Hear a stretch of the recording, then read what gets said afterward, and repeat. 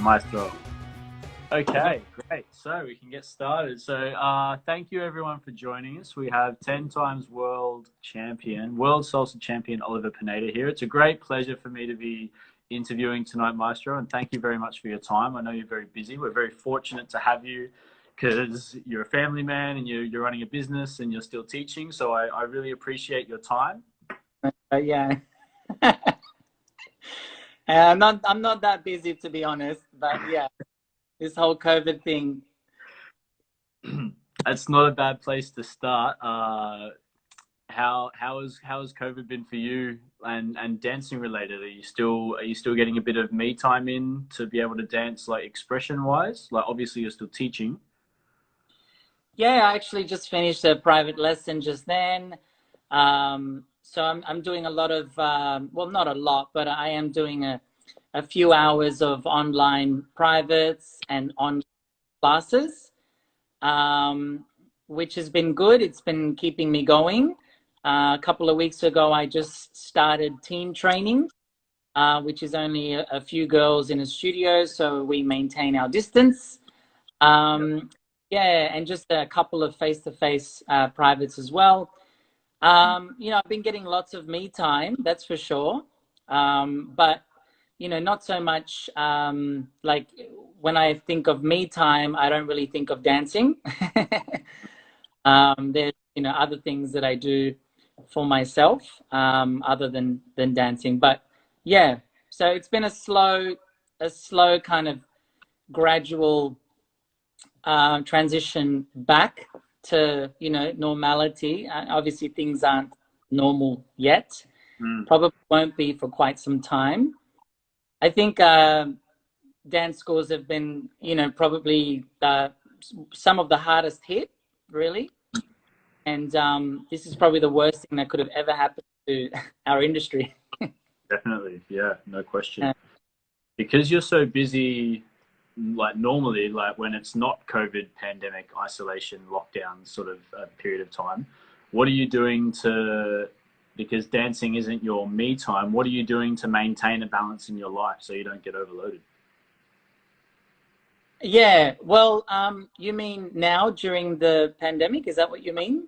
Well, you've probably got a lot more, like you just said, you've got more me time now, so you're probably concentrating more on those things that you had less time to do before. Yes. So yeah, what would those things be?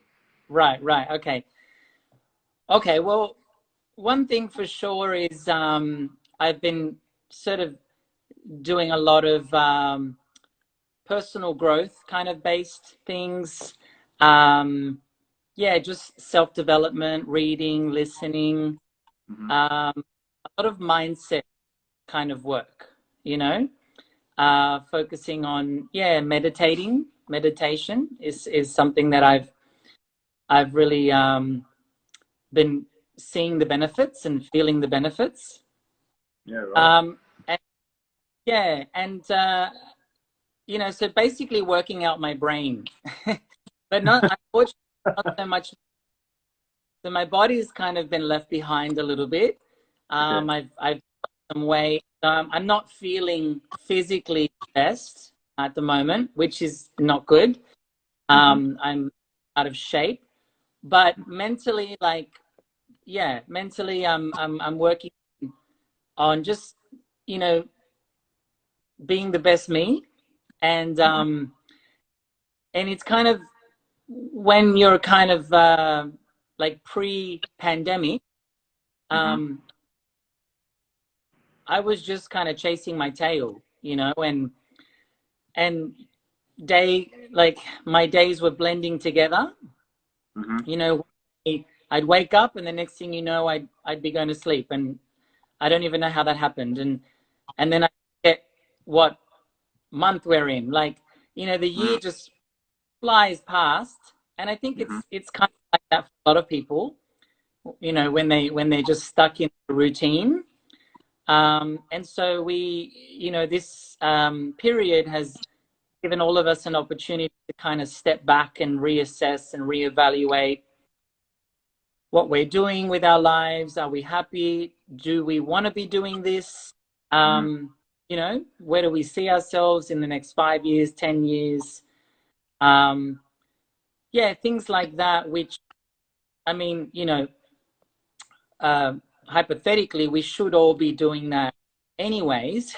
But, you know, sometimes it takes something to kind of shake things up. You know what I mean? Definitely.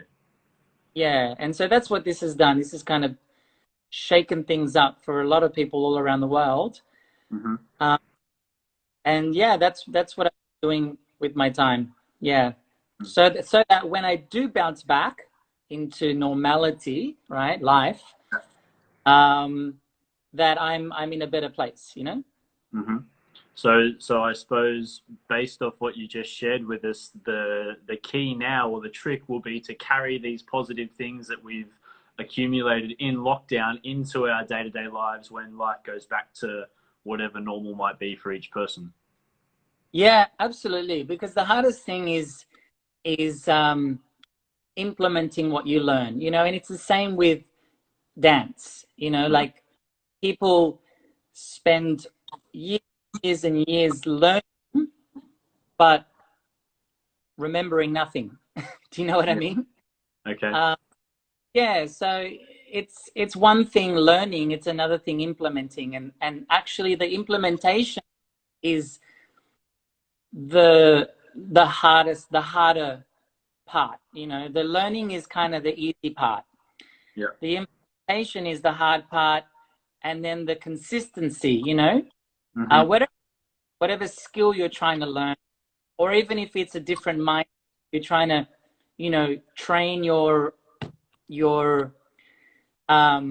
mentality to think differently. Maybe, you Mm-hmm. know, it takes a lot of persistence and a lot of consistency, because you're having to obviously change habits, you know? Definitely. Yeah. That's So, it's um, quite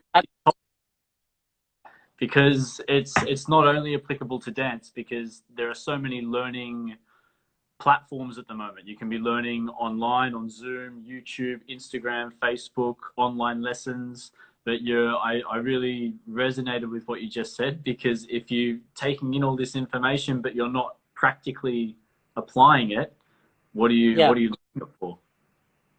Yeah, look, I've really respected people, um, gained quite an appreciation of people that have taken this period as an opportunity for them to grow and work on themselves Mm-hmm. in whatever area.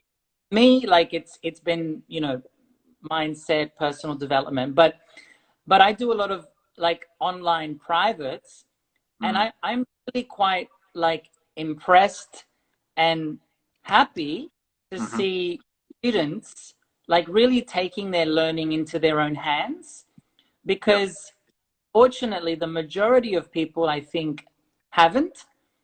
And I Mm-hmm. think there's more people out there that are just sitting at home twiddling their thumbs, Mm-hmm. waiting for things to go back to normal. But you know, but there's that sort of handful of people that go, you know what, I'm not going to wait anymore, I'm going to actually do something about it. Do you know what I mean? And people have like reservations about Zoom, like online privates and things like that, but they're actually really good. They're very Mm-hmm. convenient, and the quality is always good. Mm-hmm. uh, you know, so as long as you have a good connection, you can really get a lot out of, you know, that. And I 100%. think the great thing is that this period has, like, the corona period has really opened up a lot of opportunities for people to learn from people all over the world Mm. that previously they would have had to spend thousands of dollars going somewhere to learn from them. Mm-hmm. Like, Very it's true. crazy, like top, you know, top line A grade artists now online classes that didn't pre-corona, you know? Mm-hmm. And I mean, and myself included, like, I've always had my subscription website, by the Mm-hmm. way, which is Nita.dance. Okay. Check that if you Yeah. But I've never really had like live online classes. And I've noticed people doing it, like even before the Corona period. I noticed that there was some out there, and I was always really curious about it. But this obviously forced me to get my act together, and it's been fantastic. I've got students logging in from all over the world, point where even when things go back to normal, I'm going to maintain my online. And a lot of artists will maintain their online presence now. Do you think that'll be one of the biggest changes moving forward post coronavirus, is that the online presence will still be very strong? Yeah, absolutely. Absolutely. Yeah.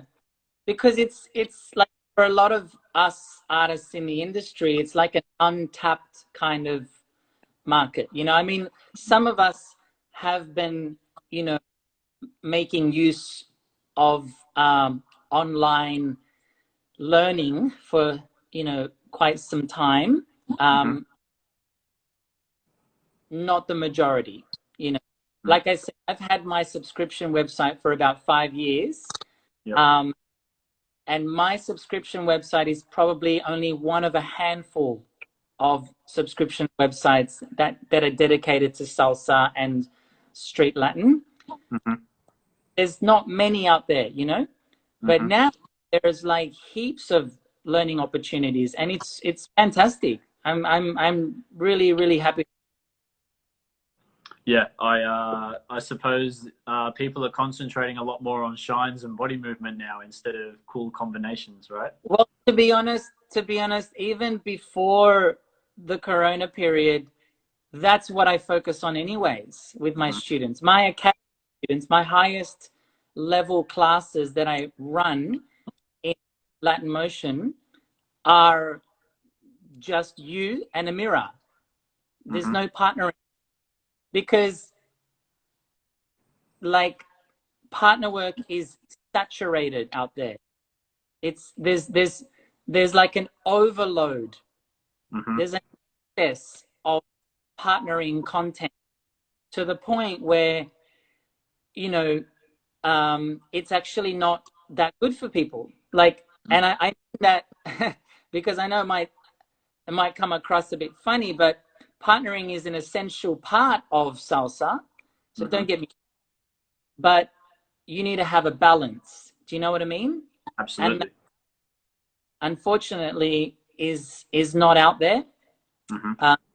When you go to a congress, there's, you know, 18 partner work workshops, and then 2, you know, solo workshops. One is probably shines, and then the other one, you know, not sure what that would be, but that's kind of the ratio, you know. And so anywhere I go, the 2 workshops I always teach are musicality and body movement. And that's because there are 2 topics that are very rarely taught. Very underrepresented. Yeah, absolutely. And they're incredibly important. They're essential. But unfortunately, people don't necessarily know that because they're not taught that. Do you think that's one of the reasons that some artists like yourself, for example, and like the Baratis, Antonio Jasmina Barati and Pablito Stellato, and these sorts of artists who are very strong in shines and body movement, do you think that's why they have such strong followings at festivals? Because that's their niche, that's what they're concentrating on.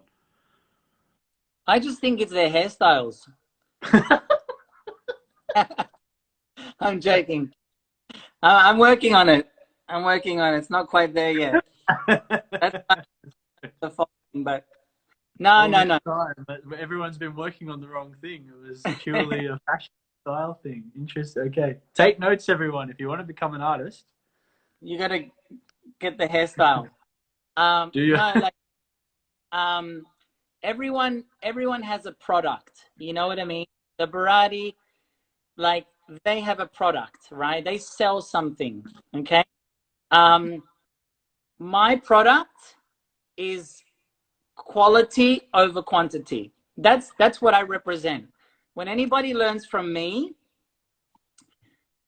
they know I'm going to do basics.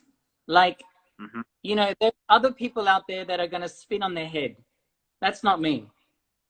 You know, I'm not the guy that's like busting 100-mile-an-hour shine combinations that nobody can keep up with.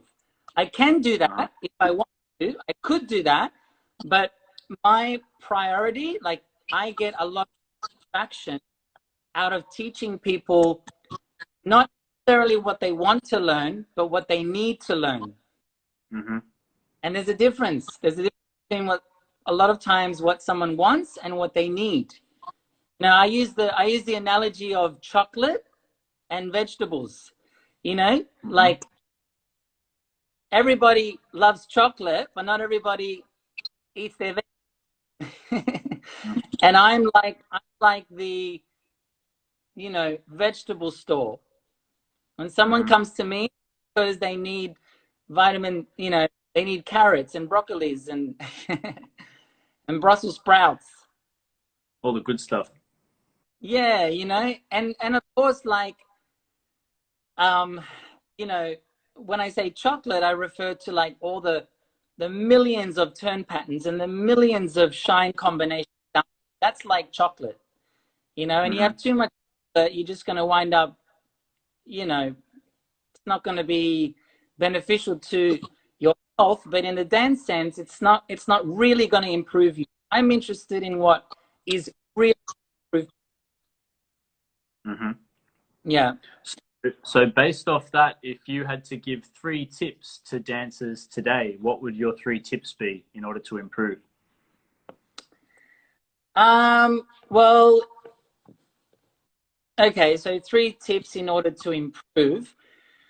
Well, first of all, the student needs to take their learning into their own hands.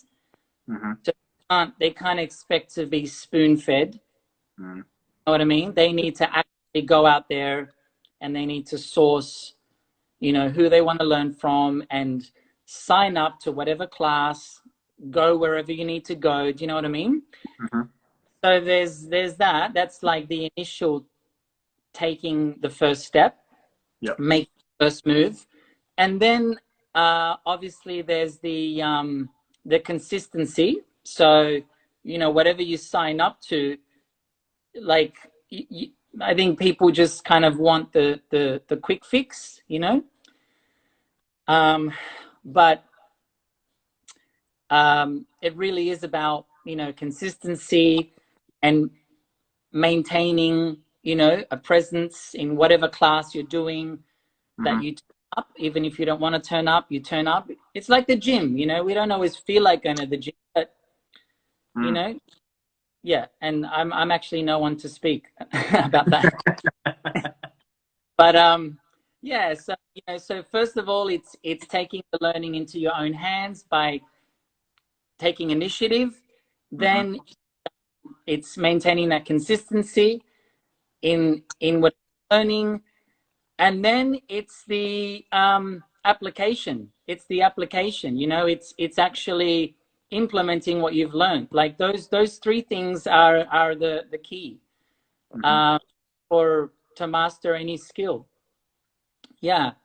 And just always having student mentality, you know? Like, it doesn't matter how good you are, there's always someone better than you.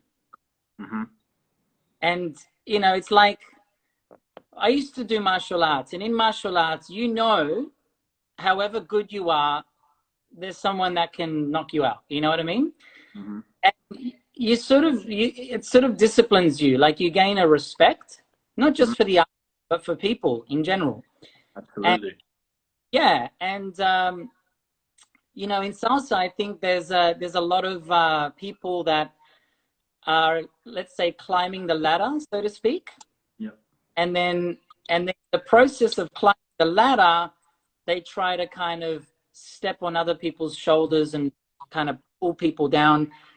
And, you know, that's not, I think that's, your learning stops when you think, you know, like, yeah, anymore.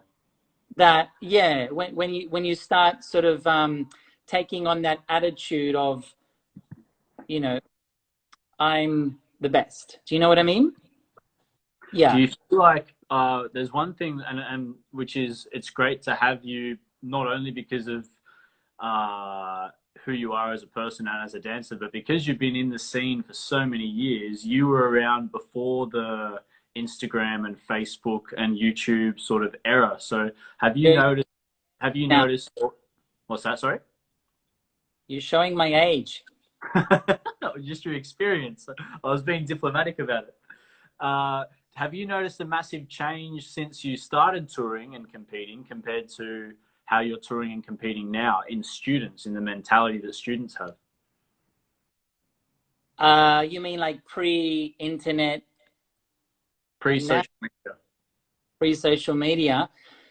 Well, you know, I think social. It's funny. I was having this conversation today actually about the effects of social media, and I think in a lot of ways it's a great thing. In a lot of ways, it's a terribly awful, disastrous thing as well. Because, you know, if you look at relationships, for example, you know, like you look at your parents and your parents' parents and then their parents, like people stayed together, you know? Yep. They actually, my dad put it in a really good way once, which was they were in the fix it generation and we're in the replace it generation. Mm-hmm. So they had a problem with their television screen, they fixed it. When we Mm-hmm. have a problem, we get a new one, we get a new phone. Do you know what I mean? So same with social media, like you have more access to people than ever before, but that's not necessarily a good thing. Mm-hmm. You know? In terms of dance, again, it's that whole kind of candy store kind of effect where there is an overload, a saturation of information out there that sometimes, like, you know, it might be inspiring. It's inspiring to go on YouTube and look at all the stuff, but you know, people think that by watching YouTube videos and trying to copy, they're going to become better dancers. But you know what I mean? Mm-hmm. That's not how it is. Yeah. Um, so it's had positive effects, and I think as well, like it's had, you know, slightly negative effects as well. Mm. But ultimately, the fact that the world is now at your fingertips, I think, if you use it in the right way, can be really amazing for someone's dancing. Mm-hmm. Do you feel like students might take what they're learning for granted because there is a saturation of information? So they might, whereas in the past, they might have been more attentive and paying attention and listening to a lot more of what the teacher was saying, whereas now they're not taking it as like such an opportunity? Yeah, absolutely. I mean, a lot of times I get students in my classes that are on their phones, you know, and I have to actually stop the class and I make a point of, you know, kind of like bringing attention to whoever's on their phone so that that person doesn't do it again, because it's disrespectful, you know. Actually, Absolutely. first experience I ever had, and and like this was overseas. I was in I don't really want to mention where I was, but I was somewhere overseas. Okay. This particular part of the world is known for technology and gadgets, all right? Uh-huh. And like, I kid you not, it was like 90% of the people in my class, like, had a mobile phone in their hand while in my class. Like, they just, like, part of their body, you know? Wow. I actually had to get them all, I confiscated all their phones and I left it at reception. No, I'm serious. I actually, sorry guys, but I'm going to do this Uh-huh. and you'll see later. Mm-hmm. A healthy dose of And vegetables. even the fact that people can record, Yeah. like a lot of people record thinking that somehow it's going to benefit them, but actually People have hundreds and hundreds of videos on their phone, and they do nothing with them. Do you think? Absolutely. What's the point? But when the person records, they try to convince themselves that they're going to use it, they're going to go back to it. But the reality is most people don't.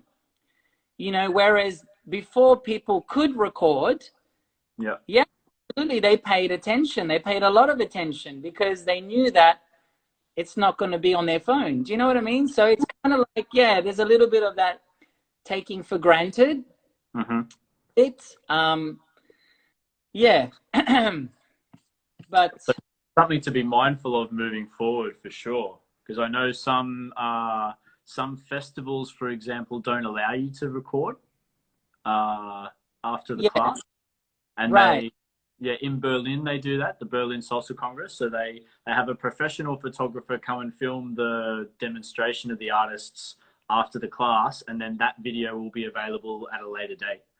So I'm not sure of any other congresses that have put that in place, but I think to encourage the same mentality that you just described, is people aren't giving their full attention because they're taking it for granted, this safety net of having it on a device.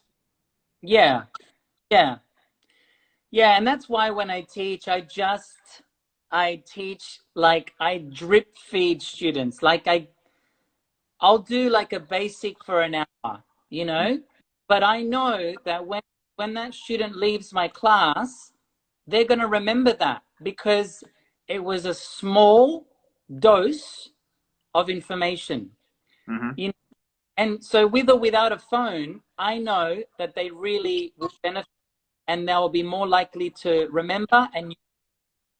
But when honestly, like, sometimes I watch things on YouTube and I think, wow, that's amazing. Like I'm impressed, but I feel sorry for the students. You know, and you look behind the teachers, and you know, there's like 100 people in the workshop, and like 98 people can't keep up. You know what I mean? And maybe they're having fun, and if that's what they want, they just want to have fun, that's great, you know. But don't fool yourself. Like, most of the stuff out there, is people aren't going to required. Once you've done this workshop, there's a lot more required to really ingrain it. So it's hard to implement. It's hard to implement the practical application of it later. Absolutely. And then that's only one workshop, and festivals have like workshops just like that. Yeah. You know, so they're like marathons. They're really fun, and you know, you mingle, you take photos. It's amazing. Like, don't get me wrong, but I'm all for people actually improving, you know, and obviously having fun whilst improving. Yeah. How does the competition element of dance keep you, like, inspired? Because out of everyone that's ever competed ever, you're consistently, from when you started competing to my knowledge, even to now, you're still like at the top of your game. You're still like exceptionally competitive. And there's you've mentioned a few times when you've been interviewed by MCs or organizers at events, and there are guys considerably younger than you, but you're still beating them. Like, like, where does your fire and drive come from to continue doing it?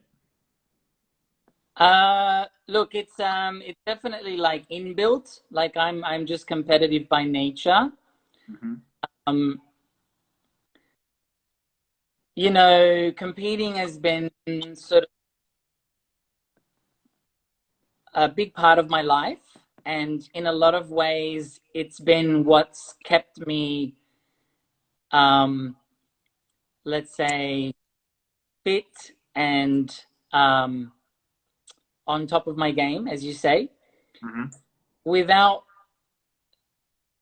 those competitions, I think that I know for a fact that I tend to become a bit complacent. I tend to relax a little bit too much. I get comfortable, and then I don't feel as good on my feet, you know? Right. So when it's comp season for me, that means I'm going to get in shape. That means I'm going to eat well. That means I'm going to be running, and I'm going to be, like doing all these things, which is what athletes do when they prep for a comp.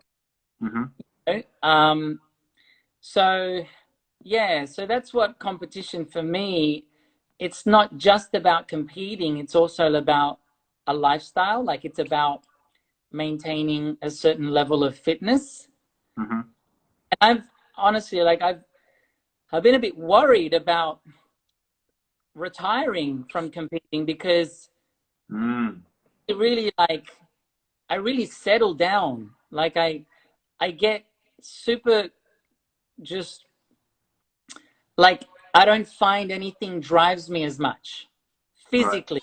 Like, physically drives me. Like, there's people that kind of hit the gym every, I don't know, whatever, 5 days a week. They hit the gym because they want a summer body. Body doesn't do it for me.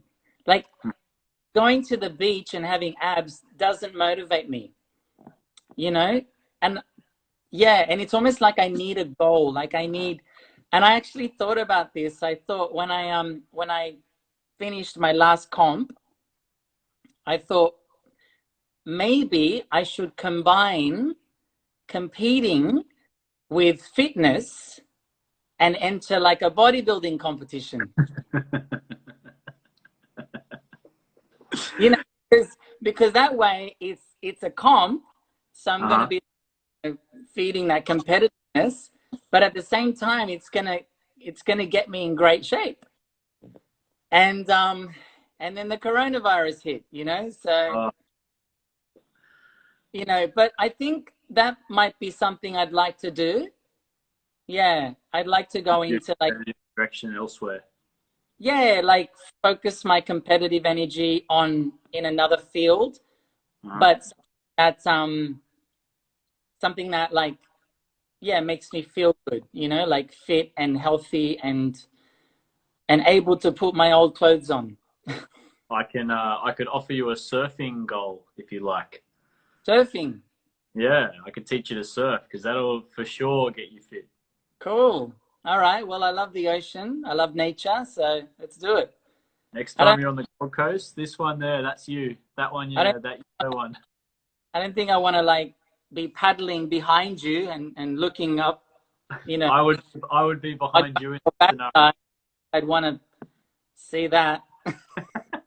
So typically in surfing lessons, the teacher is behind the student. Ah, okay. So I can push you on the wave. Oh, good. All right, let's do it.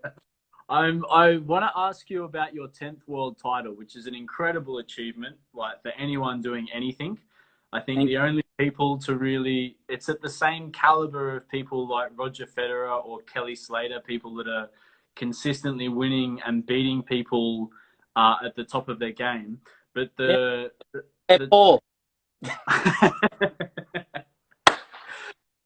most impressive thing about your 10th world title to me was that you competed with it at one competition, and then within a very short period of time re-choreographed nearly 3/4 of that routine and competed with it again, and that was your world title. Can you talk us through that? Yeah, that was a very let's say, I don't know how to put it into words, but it was a very pivotal kind of moment in my career,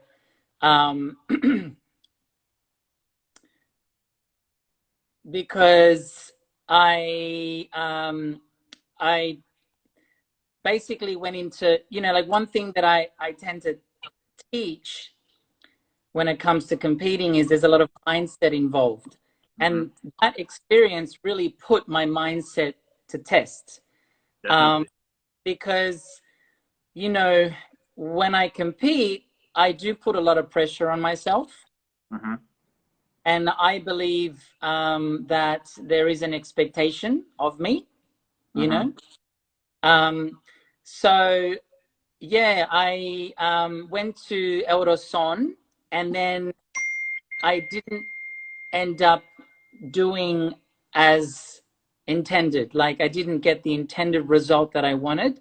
Mm-hmm. And then I was left with basically this question of, okay, well, what do I do now? Like, because it became apparent to me in the semi-final that there was some changes that were going to be required to my choreography to be able to, try to get a better result, basically. Better meet the criteria. So I got moving. I pretty much got moving straight away. Mm-hmm. And in the end, like I ended up doing better Mm-hmm. in the finals, and then that prepared me to then even better in Las Vegas and win. The thing with competing is that, like, the best mindset to put yourself in is not to really focus on anyone else, because when you focus on other people, you're essentially giving away your power. Mm-hmm. And the best thing that I do, and that I try to teach people that want to compete, is it's really about you being in competition with yourself. Mm-hmm. And that's the truth, because all you can really do is your best, Mm-hmm. In my studio, I've got this quote that says, look in the mirror, that's your competition. And it's really, really, really true. Because most of the time, we are our worst critic. Mm-hmm. We are the ones that stand in our own way. And a lot of the times, we self-sabotage, Mm-hmm. And so with that whole experience, it really kind of just, I really had to, I had to use that knowledge. I really had to use that knowledge that Mm-hmm. I can either, sit here and complain and whinge and, and focus on everyone else and get down and, down in the dumps. And Mm-hmm. I did have a moment where I needed to be on my own and just kind of reflect. But then, yeah, that competitive nature in me, and just having that kind of experience behind me, I guess, Mm-hmm. of losing. Because if there's one thing that losing does, it teaches you great lessons. And a lot of people actually win more from losing than Mm-hmm. winning. And in my career, like, I've won 10 world titles, but I've lost a few, and I always tell people that you can't win without losing, There's a very good quote I can't remember it word for word, but it goes along the lines of, the person who's succeeding now has has failed more times than you have tried. Yeah, absolutely. There's lots of quotes out there like that. And they kind of seem a bit cliche, but it's really, really, really, yeah. And yeah, so How long between the first competition and Las Vegas? What was the time frame between those two competitions? They were back to back. So Mexico was one weekend, and Las Vegas was the following weekend. Yeah. I take my hat off to you for that effort, Maestro. I had to come out with a new routine. And part of that, I think, is because in Mexico, because sometimes with competitions, they look for different things. Mm-hmm. And yeah, and just with that whole kind of, like what I was saying before about me being about quality over quantity. Yep. What I needed to bring more quantity. in Mexico Mm-hmm. because that's what they were all about. You know, besides the fact that they're great dancers, they're actually very strong dancers. They also, you know, had a lot of content in their choreographies. Do you know what I mean? And yeah, and some of the feedback that I got was that, you know, that I have this kind of like that. Who was it? I can't remember who it was. One of the judges said to me like that my experience and my elegance and my technique and my time is like second to none, but that I just needed more content. Mm-hmm. And yeah, and it's actually, it was really challenging for me to re-choreograph because, as I said, I re-choreographed in between the semis and the finals, which was Yeah. only like, I think, 1 or 2 days apart. Yeah. But I re-choreographed about maybe 25% of it. And then in between Mexico and Las Vegas, I re-choreographed about 50% of it to 75% of it. But the difficult part was going out there and then trying to not be conscious, because when you perform, if you're thinking about your routine, you're not going to be present. Mm-hmm. So if you're in your head, you're not going to be with the people. Mm-hmm. The only way that you can be with the people is if your choreography is already in your body. Ingrained. It's Yeah. what we call muscle memory. Yeah, it's subconscious. So you don't have to think about it. So I really used every ounce of my experience at that point in time. Mm-hmm. My experience being under pressure, being on stage, competing, performing, all my experiences culminated into that one moment where I had to compete for my 10th title in a routine that I had learned 2 nights before. Like it was really tough. Yeah, it was really, really challenging. And I think honestly, like I kind of pat myself on the back a little bit because there's not many people that would be able to handle that kind of pressure. How did you feel after winning your 10th title? Because I know this has been like a lifetime ambition for you. This has been a lifetime goal, something you've been Yeah. working towards for so many years. And I don't know if people fully appreciate what goes into winning a world title, like a world title at the highest caliber. And like all of the flights, the hotels, the hours of rehearsal, the traveling, the time differences, the jet lag, re-choreographing routines in between events. How did you feel after you'd achieved that goal? Yeah, it's funny because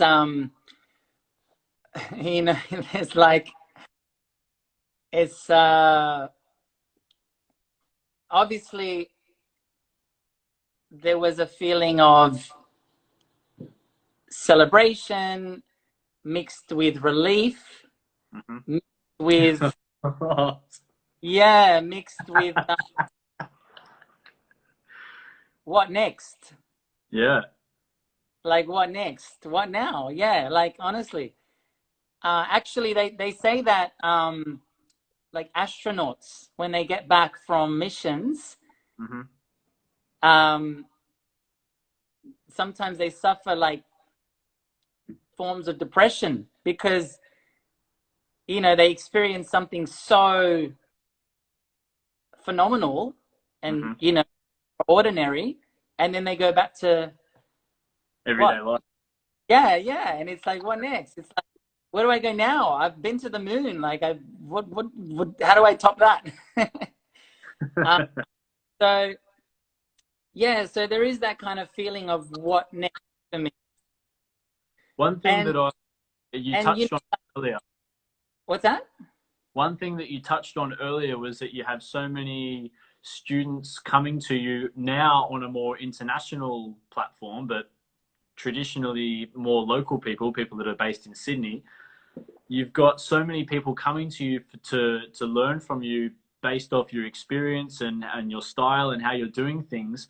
There's probably not many people in the Australian scene that are at quite a high level that haven't in some way learned from you personally. Yeah, that's true. That's very true. There's a lot of, I mean, I've been in the scene for over 20 years now. Mm-hmm. When I started, salsa was not what it is today.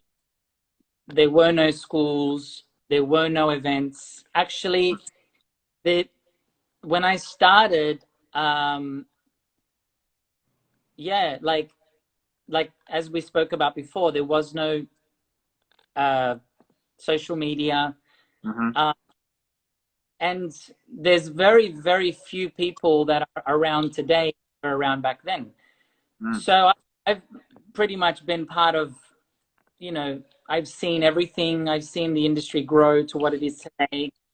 I see people come and go all the time. And because I've been around for so long, yeah, the majority of teachers in the industry today, school directors, at one point or another, they came through me and they learned through me. Yeah. So, it's like you're at the forefront of Australian teaching and artistry. I don't know of any other artists in Australia, based in Australia, that have done as much traveling as you have. Do you feel like an enormous sense of responsibility because you're essentially fostering the next generation of dancers in Australia?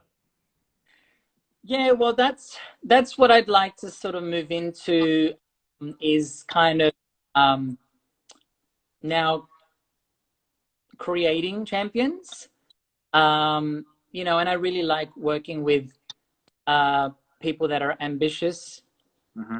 And yeah, and I obviously I have a lot to be able to pass, a lot of information to pass on. Mm-hmm. I've done that, and that's one thing that I always tell people: if they wanna go anywhere in life, just find someone that's been there and Mm-hmm. how they got there and follow in their footsteps.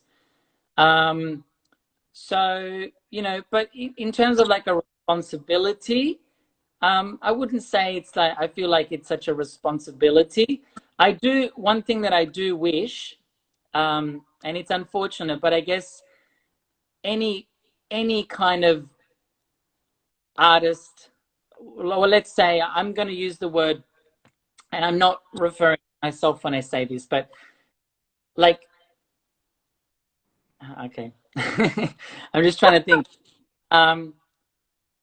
Like, people are usually taken for granted in their hometown. Totally agree. Yeah. That doesn't matter if you're Oliver Pineda. It doesn't matter if you're, Hollywood movie stars. Like, when you're around the corner, then you're around the corner. Like, it's, you become accessible, and therefore you become less in demand. And that's really sad because I have so much to give, but unfortunately, like there's like An element of complacency surrounding it because you are so accessible in your own city. yeah, and it's a shame because there's so many people that I would love to be training, and that I would love for them to come to me and say, hey, like, do you know what I mean? Like, yeah, that's a shame. That's unfortunate. Mm-hmm. Not so unfortunate for me, it's unfortunate for them.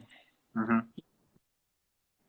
But You've already, in just some way, you've already fostered the next generation of champions and created champions. Like I speak very highly of Ardia because Ardia has been touring and traveling the world, and he won a world title a couple of years back, and he's been one of your proteges since he started. And then Alyssa Chikiri, she's another world champion and consistently competing at the World Championships every year in salsa and samba, and she's done exceptionally well, and she credits a lot of her success to your training and your tuition. Chubba, who's been to the Worlds 15 times or something, and he's been second in the world 8 or 9 of those times. He was third in the world for solos, and he was my mentor. So indirectly, I've sort of been trained by you in some ways, not including the workshops and private lessons that I've taken with you over the years. But I feel like you've already achieved that element of your ambition in training the next generation of champions. Yeah, you could say that. I'm really grateful to have inspired people, even if it's not, you know, firsthand.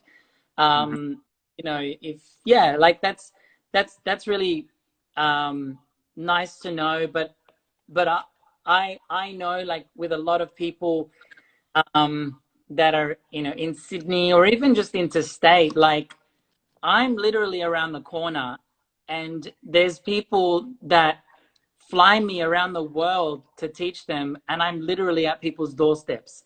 So I wish more people come to learn from me, because I have so much I want to give. You know what I mean?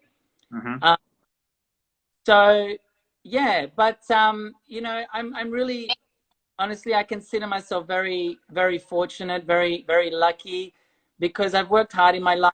At the same time, I you know, I was at the right place at the right time.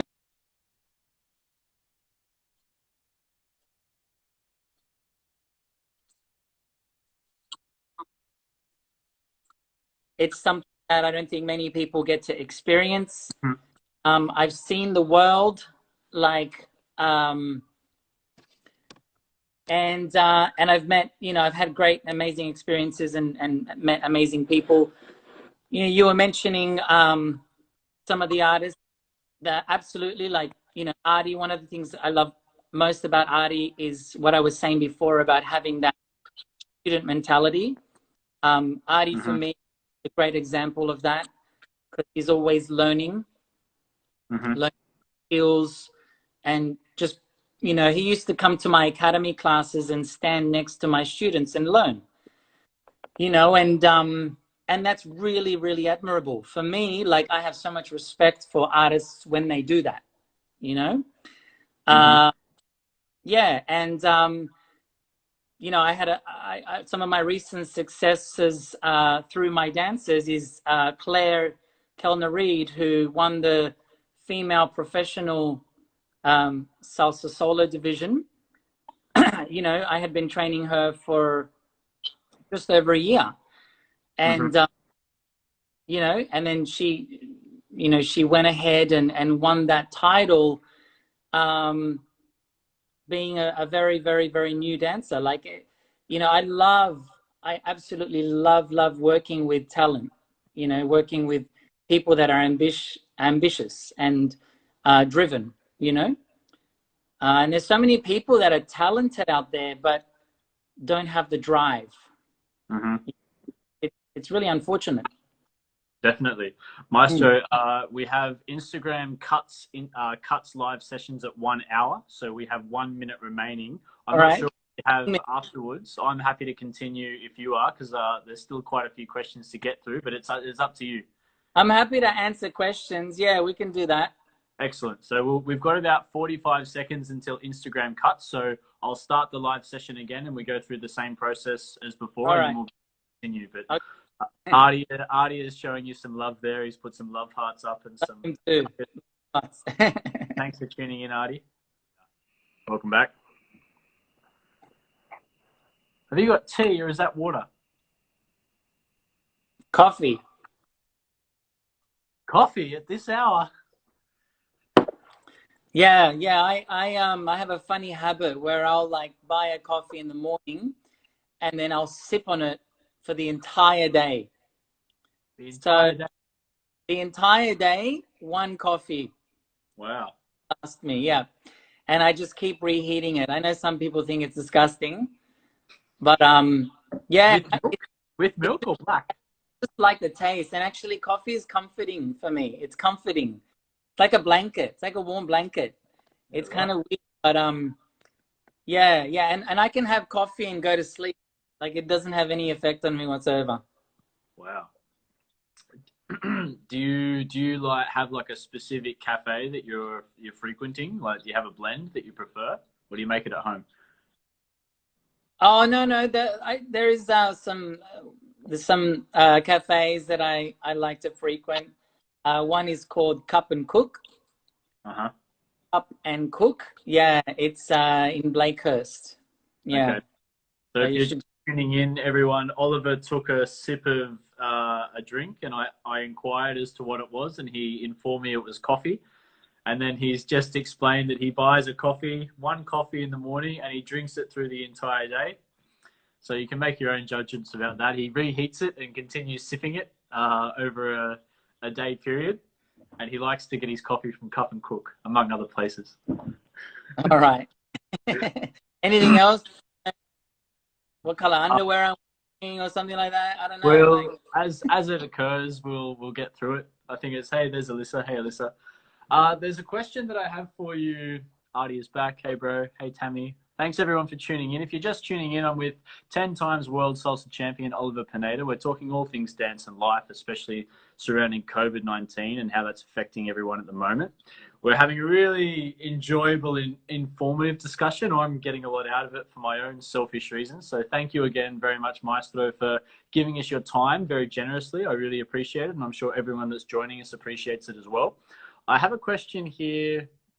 You've become quite fond of tattoos since the birth of your first daughter, Melody, and you have her name tattooed on your arm. Has anything in relation to becoming a father changed your dancing and how that? Can you read Artie's comment? Artie's message, yeah, it kind of threw me off. Can we? Yeah, it threw me off as well because I know the story. And now everyone's gonna want to hear that story. But I passionately want to know about how dancing might have changed for you since you became a father. Oh, okay. How dancing changed for me. I became a father. Well, since becoming a father, it just made me take my business more seriously, to be honest. Didn't so much change my dancing, but it did change my mentality around supporting my family and my kids, you know? Yeah, supporting my girls and just being there, just providing. That's what being a parent does. It kind of makes you realize, it changes your priorities. It makes you realize what's important and gives you a bit of a kick up the bum, you know? Absolutely. Yeah. Is dancing a big part in Melody and Esmia's lives? Because obviously they have a champion dancing father. Is obviously you probably don't want to pigeonhole them into the same things that you love, but I can imagine that you would like them to be interested in the things that you're doing. Yeah, no, 100%. I like they have to crossbody lead into my house, good and straight, Susie Q's. Like I'm forcing them. Yeah, no. As long as they're happy, like I'm not enforcing anything on them. I think they love that I dance, and they do a bit of dancing as well. Before the COVID situation, Latin Motion started salsa classes for kids, and Melody signed up. And when she sees me, she always wants to do the salsa flip. So I taught her this little bit of a cartwheel, lift, and she loves it. And she's little by little sort of embracing the Latin American culture. She loves Despacito. You know what I mean? She kind of sings along to it. Okay. I have a doormat that outside my house that says "Hola," and and then whenever she walks up to the door, she's like, "Daddy, ask me how to spell hola. Ask me." HOLA. So it's really beautiful that I mean, Melody's a bit, because she's older. She's 6 and my other daughter's 3. So Melody's a little bit more kind of sort of embracing the Latin culture now, which is nice. Yeah, and Esme is sort of starting now. She's wriggling her hips, and but at the end of the day, I don't care whether they follow in my footsteps or not. I just want them to be happy.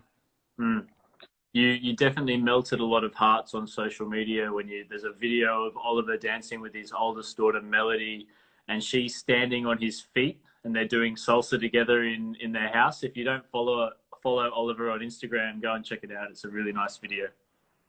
Yeah, no, it is. It is. They melt my hearts. They really do. They melt my heart. And tomorrow is Daddy-Daughter Day, and I'm looking forward to seeing them. I haven't seen them in a while. Is COVID like a challenging time to be entertaining children? Because normally, like, the familiar haunts that you'd be going to, like, I don't know, public places and things like that, might not have been on the table or available to you. So how do you keep it interesting at home when you're trying to juggle kids and the pandemic? I'm homeschooling Melody for a while, and now she's gone back to school. But it was a bit challenging. But you also get more time with your family. You get more time with your kids now. Well, at least I did. When I was homeschooling Melody, I had a lot more time with her, and that was precious. I don't usually have her every day. So so it's just about being aware of that. Being mindful of how lucky we all are to be having these opportunities like that. Making the situation. I think you can always see positives in things. I read a quote that kind of stayed with me. It was positivity is not in everything being positive, it's in seeing positive in everything. So I think we can all use a bit of that. A little bit of positivity never goes astray. Yeah, just always seeing the good in things and trying to be grateful. Great. I think one of the most important traits. If anybody wants to feel happy, just focus on gratefulness. Based off this period of quarantine that the world's going through now, and it is easing in Australia, and we're really lucky that we're an island so far away from everywhere, because otherwise our situation could be far worse. Do you feel like this scenario that we're living through now will carry some lessons into our dancing when dancing can resume? I hope so. Yeah, I hope that we all sort of like enter the new world, let's say, with a newfound appreciation of the things that we used to take for granted. Little things, shaking hands, hugging, like social dancing, events, all of those things that are now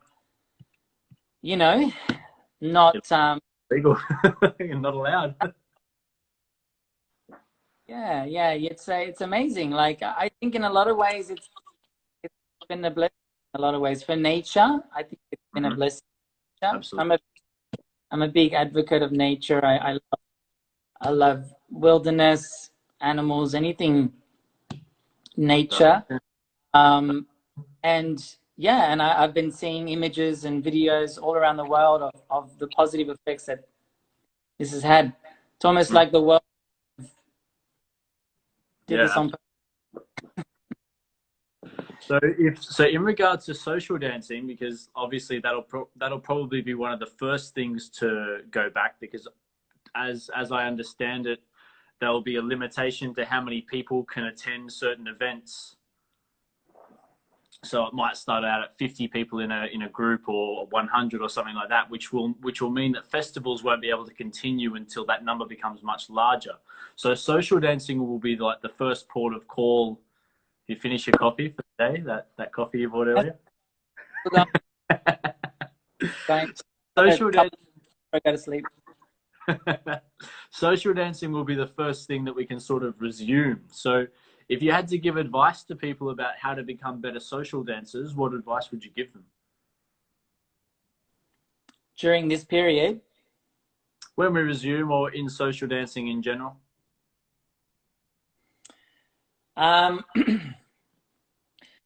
well, you know, I'd have to say this, the same things as before.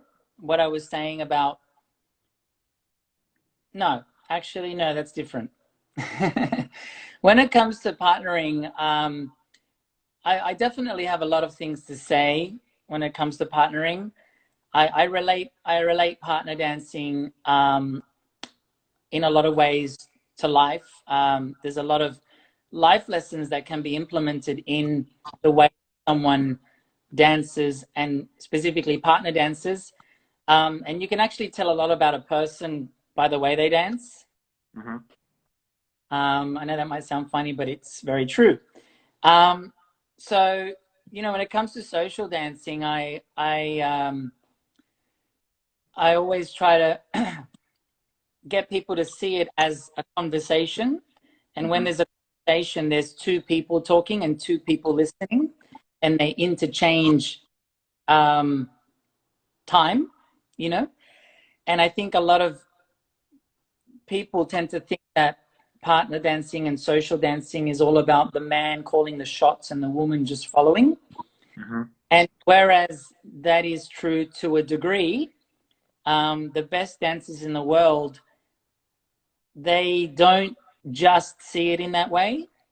And it's more like an equal kind of uh, action reaction, if you know Mm-hmm. what I mean. I do. And it's balanced. It's balanced between the man and the woman. So, you know, one of the most popular social YouTube videos of mine is Dancing with Alian Ramirez in Costa Rica. And she is a classic example of a female who doesn't just follow, Mm-hmm. you know, very, very capable of taking initiative. And so we had an amazing dance because I gave her the space to take initiative. You know what I mean? And then we kind of played with each other in that way. We played off each other. Do you know what I mean? I do. That kind of balanced interaction. And I don't think a lot of guys see social dancing like that. They Mm-hmm. see it as, I'm the man, you follow me. And it's actually quite amazing, the stories that come back to me by females. So many females will say to me things like, Oliver, I was social dancing last night and this guy made me cry. And or they'll say things like, this guy told me off on the dance floor. Or, you know, or he, and I've even seen it. I remember I was in London and there was a teacher and he was a really good dancer. And as he's social dancing with this girl, he stopped and he started correcting her arm. Mm-hmm. And then he started like repeating the movement. And I could see that she didn't really appreciate it. Uh-huh.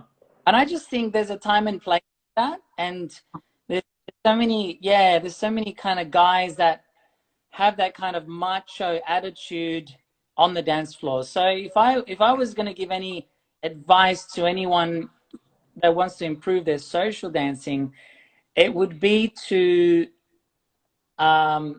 change the way you think about social dancing.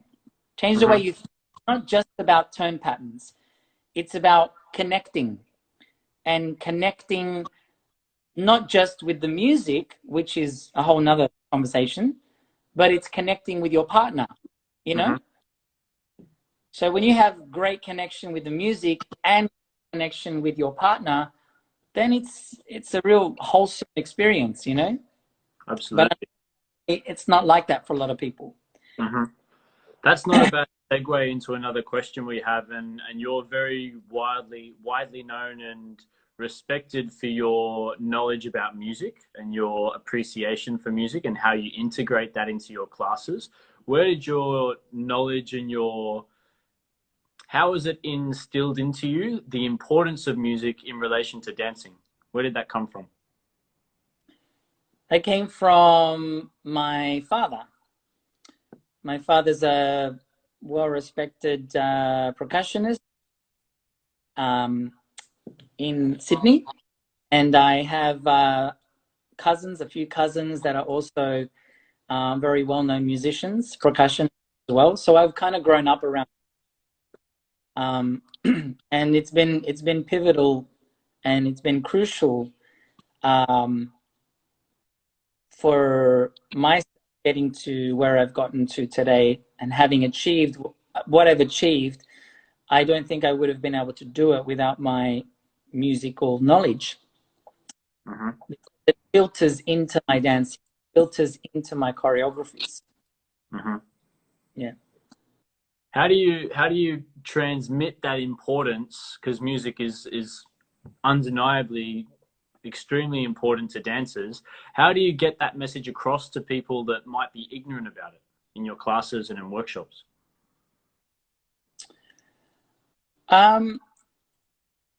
Well, I mean, most of the time for me, like, students respect what I say.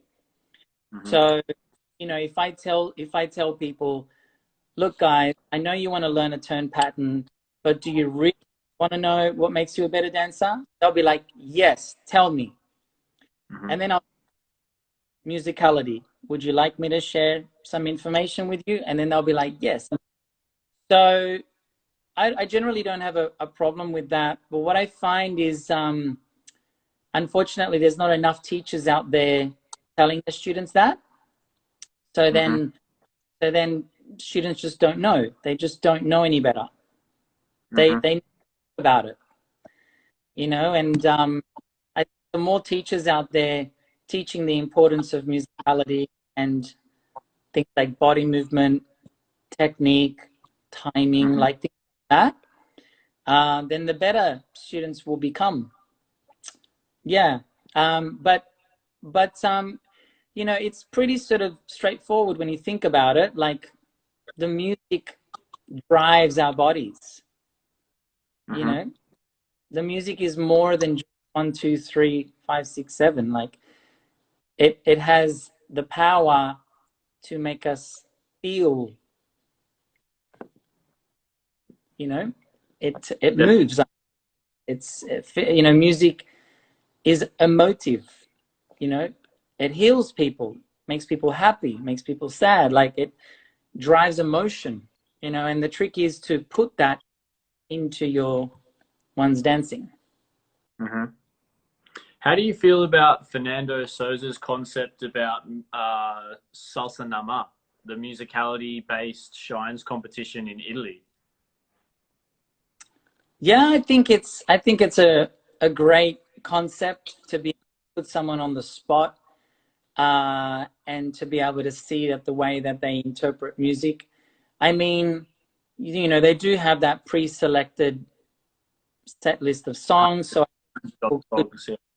people could study the song, and learn every single song. But at the end of the day, it's still pretty spontaneous, because you don't know what song you're going to get. And then, yeah, so definitely, it tests people like no other comp does, because all other competitions, you get judged on a choreographed routine. So yeah, so I'm all for it. Like, it has my support. 100%. Yeah, I think it really makes dancers improve to be able to put them on the spot like that. Definitely. You have a question here. I can't make out the name. It's in Spanish though, so we'll have to defer to your expertise there because my Spanish is mierda. Oh, okay. Maestro Oliver, ¿cuál estilo se identifica más en uno o en dos? He's just asking me which style do I identify myself with more, on one or on two. So I think anybody that knows me knows the answer to that. It's two. All my championships that I've won are on two. I don't even know how to dance on one, to be honest. Really? God, no, of course not. Jesus. I could teach you to dance on one while I'm teaching you how to surf. Ah, yeah. Mosquitoes, I don't know, it doesn't do it for me. You don't have to wear Speedos. It's not a bad opportunity to open it up for a moment to everyone that's tuning in. If you have a question, oh, I'm so sorry. Artie, we haven't told your story that you wanted Oliver to tell. Thank you for reminding us. Would you mind? I know the story. Like I've been told the story, so I know that it's funny. But Artie suggested that maybe you share that story. Would you be comfortable sharing that story with everyone? Well, it's more Artie that needs to be comfortable with it. It's fortunate for Artie because less people are watching the second session. We had double the numbers before. Oh, here we go. Strap in. All right. All right. So the story goes like this, okay? So Artie, yeah, it's called the tuck your balls story. That's what it's called, okay? So Artie came to me when he was, just a little boy, learned his basic steps, right? He's very impressionable. He didn't know what was what, who was who, blah, blah, blah. Anyways, and one day we were at the Sydney Salsa Congress, and these were his beginning kind of years. And we were in the change room, and he was performing with someone. I can't remember who, but it was me. It was Kevin from Kevin and Chelsea from Kevin Malpass. So it was me, Kevin, and Artie in the male change room, and costumes were a new thing for Artie. Okay, because I think it was his first time putting one on, but he didn't have experience with Latin pants. And if anybody knows male Latin pants, they're kind of high waisted. They're a bit higher on. Anyways, they're fitted, whatnot, and and then I don't know what came over me, but I like trying to help Artie. So Artie, in a really serious tone, I said, Artie, just make sure you tuck your ball. And then he goes, what? Like what? Like this? And then Kevin kind of got the wind of what I was doing. And I said, yeah, like you got to tuck your balls, And then Artie's like, what do you mean? And I said, well, because the pants are really high, they're kind of like pretty, there's not much room there.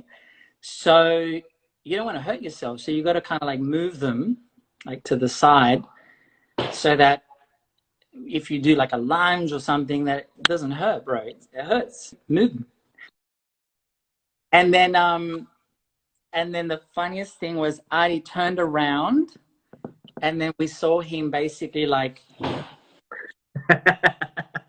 Oh, we're getting a demonstration. We saw him like fiddling around, right? And Kevin and I, we just died. We died of laughter. And the poor guy turned around and he's like, what? And then he realized that we were just playing a joke on him. And it was so funny. We died, yeah. So those from that moment on, Artie and I were pretty close.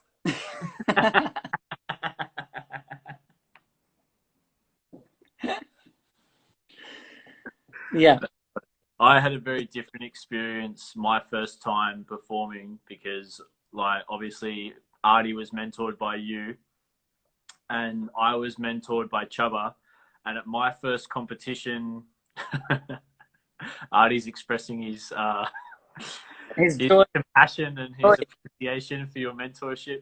I was mentored by Chubba, and I didn't know what was what or what was where or how it worked or anything like that. And they were making me tan, like fake tan, and like haircut and shave and all these things that surfers didn't really do.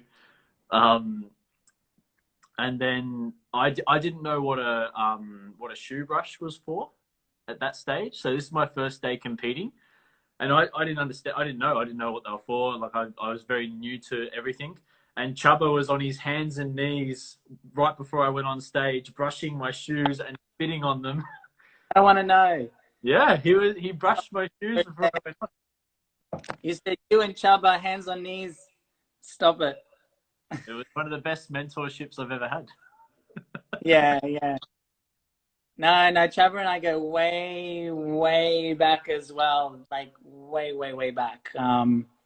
Yeah, when the salsa scene was just a baby. Mm-hmm. He arrived in Australia and we met and we became friends, and yeah. There's a lot of history that a lot of people don't know.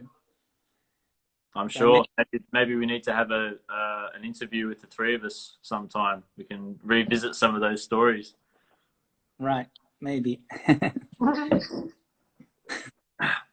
Because you taught him salsa, but he came over initially as a hip hop dancer and ballroom dancer from Hungary. He did. He used to hate salsa.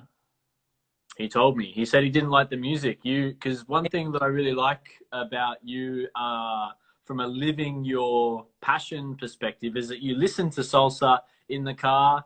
I know you you pretend to play percussion on your steering wheel, or using sort of elements of the car, like when you're going about your day-to-day life.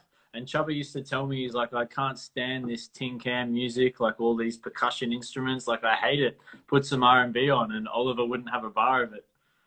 One thing that I used to try to do is to put timba, because Cuban salsa has a lot of bass, mm-hmm. and I used to play it with the hope of him kind of gravitating towards the music, because he liked hip hop and R&B so much. And, timba is the closest thing to that. Mm-hmm. And yeah, like, I just remember he used to hate it. And now look, now he's eating his words. He still hates it. He plays more bachata than salsa. I try my hardest to bring new music into the studio, but he's in love with bachata. He can't play enough of it. All right. I get in trouble for it now. We're probably at a stage now where we get close to wrapping up, because we've been at it for an hour and a half. And once again, thank you very much, Maestro, for your time. It's been a very educational hour and a half for everyone, not just myself. If anyone has a very quick question before we wrap things up, you're welcome to put your question in the comments section.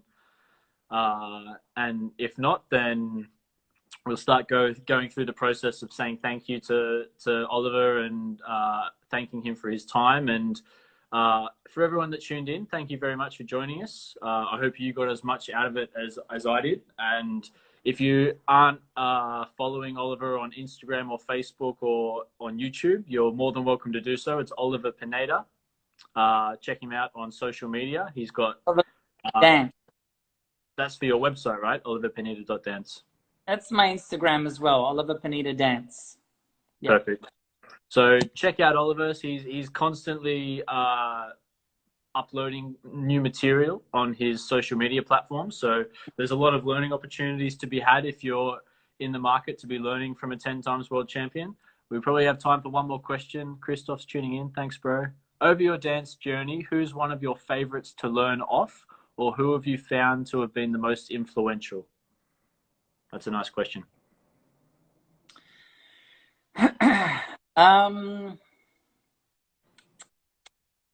Like, it's hard to pinpoint it down to one person, mm-hmm. But have been around for so many years.